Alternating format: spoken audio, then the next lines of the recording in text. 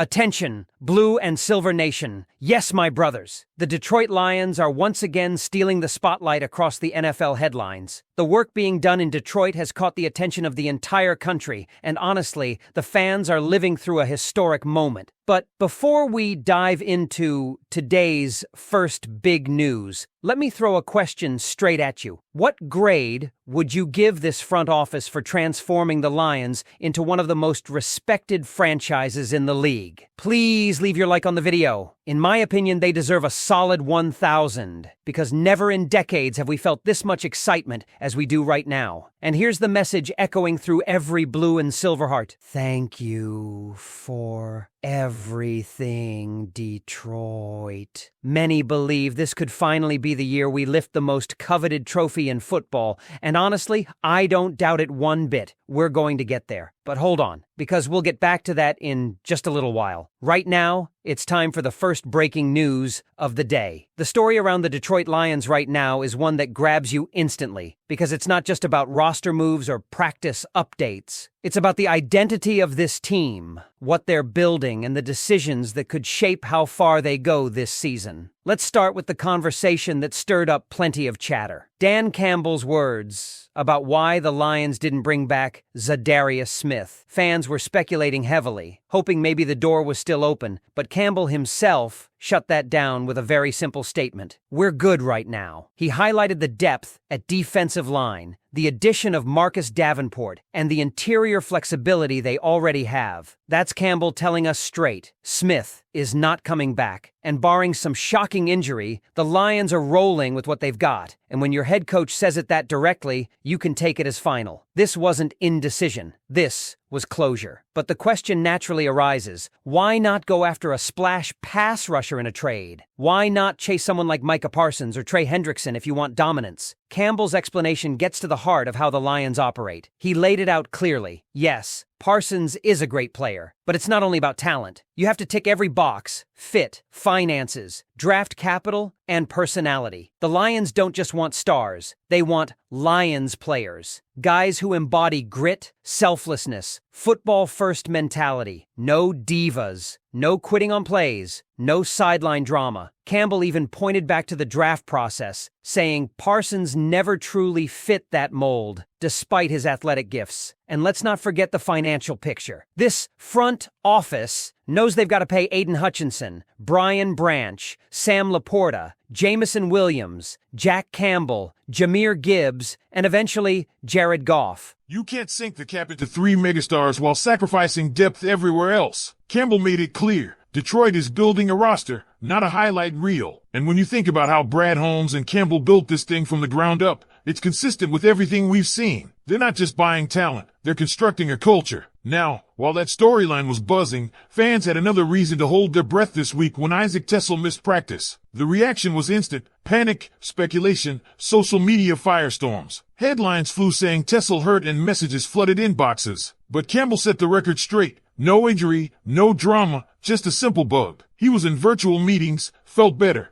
and the situation was never the disaster some assumed. Campbell's point was sharp. Missing a practice doesn't mean a player's season is over. It could be personal, it could be an appointment, it could be rest, or in this case, just an illness. Lions fans need to take a deep breath, because every absence doesn't have to become breaking news. In fact, Campbell even joked about how out of control the speculation got, and he's right. This team doesn't need panic before kickoff, they need focus. And it's reassuring to see how quickly the coaching staff addressed it. That's transparency, and that's how you keep the fan base calm when rumors swirl. And if you're looking for something that should get fans genuinely excited, Kelvin Sheppard dropped some serious praise on Terrion Arnold. Remember, he came in with first-round expectations, but expectations don't always equal production. What Sheppard pointed out, though, is how much progress Arnold has made since his rookie year. Each game last season, you could see him improving. This offseason and training camp, he's been nothing short of phenomenal. Locked in coverage, consistent, looking every bit like a cornerback one. That's massive for this defense. Pairing Arnold with DJ Reed has the secondary looking like it could transform into one of the NFL's best. Sheppard believes Arnold is ready to step into that role fully,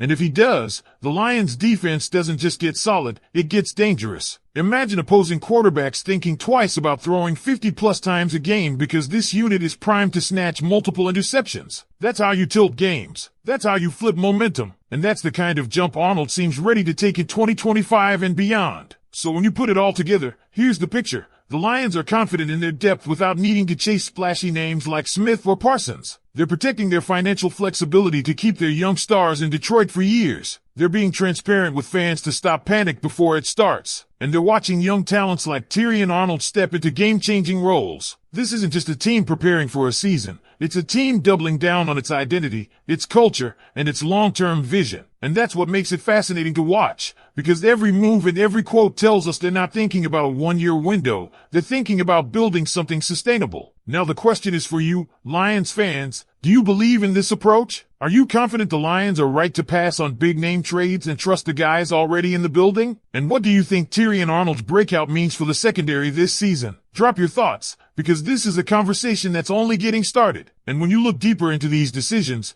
you start to see the bigger picture of how the Lions are positioning themselves. This isn't about chasing headlines. It's about crafting a team that can stay competitive over multiple seasons. That's why Dan Campbell's words about not adding someone like Micah Parsons or Trey Hendrickson resonate so strongly. He wasn't dismissing their talent. He openly acknowledged their incredible players, but he underscored that Detroit is being smart. You can't just stack stars for the sake of it and then watch your salary cap crumble when it's time to lock in your young core. Think about it. Hutchinson is set for a massive contract. Brian Branch is becoming one of the best young defensive backs in football. Sam Laporta already looks like a top-tier tight end. And guys like Gibbs and Jameson Williams are only beginning to show their ceiling. If you drain your resources on one flashy trade, you might end up losing 2 or 3 of those foundational pieces. Campbell and Brad Holmes refuse to let that happen. And in a league where patience is rare, that kind of discipline is what separates teams who build dynasties from teams who flame out after one miracle season. But there's more. Campbell's comments about what it takes to be a Lions player are worth sitting with. He isn't just talking about skill, he's talking about mentality, grit, team-first attitude, no excuses, football on the mind 24/7. That's why someone like Parsons, despite being elite,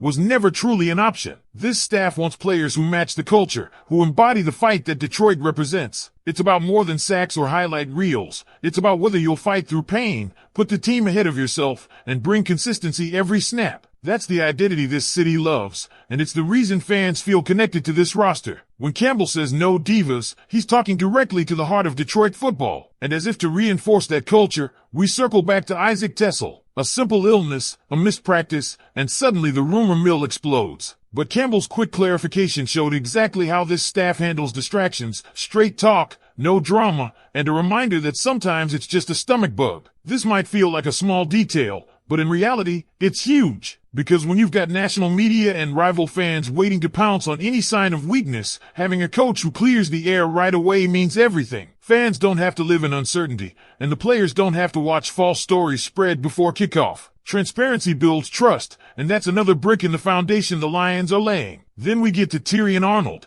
and this might be the most exciting part of all. Because if there's one area Detroit fans have been desperate to see improve, it's the secondary. For years, the Lions were haunted by blown coverages, third and longs turning into easy completions, and quarterbacks carving them up. But now, the script is flipping. Arnold's development is no accident. It's the product of coaching, patience, and his own relentless work. Last year, you could already see flashes, but this training camp has been the real breakthrough. Reports of him sticking to receivers like glue, locking down in one-on-one situations, and bringing a swagger to the defensive backfield. It all paints the picture of a true CB1. Add in DJ Reed, and suddenly opposing offenses can't just pick on one side of the field. They've got to deal with balance, physicality, and playmakers everywhere. Imagine how much that changes the equation for Aaron Rodgers, Jalen Hurts, or Dak Prescott when they line up and realize this isn't the same Lions defense they once knew. And Shepard's praise wasn't just casual coach speak. Calling Arnold a cornerstone and highlighting his progression shows how much confidence the staff has in him. They see him not as a project, but as a rising leader in the secondary. If he delivers turnovers, if he flips possessions, this team's defense takes on a whole new identity. We already know Hutchinson brings pressure up front,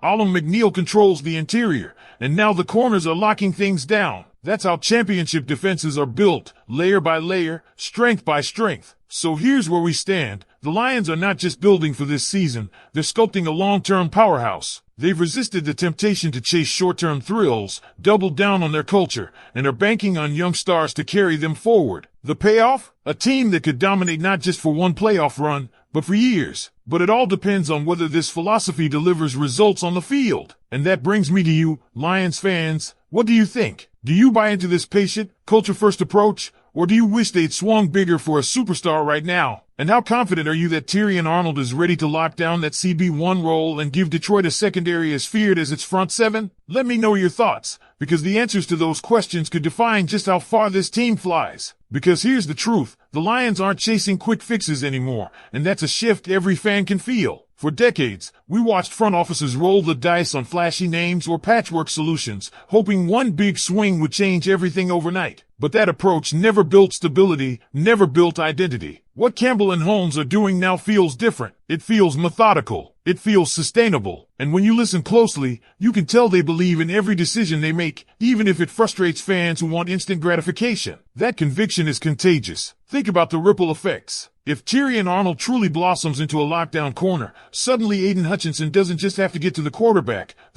has to hold the ball longer, creating more sack opportunities. If Isaac Tessel shakes off the early noise and settles into his role, that's another weapon who forces defenses to spread thin.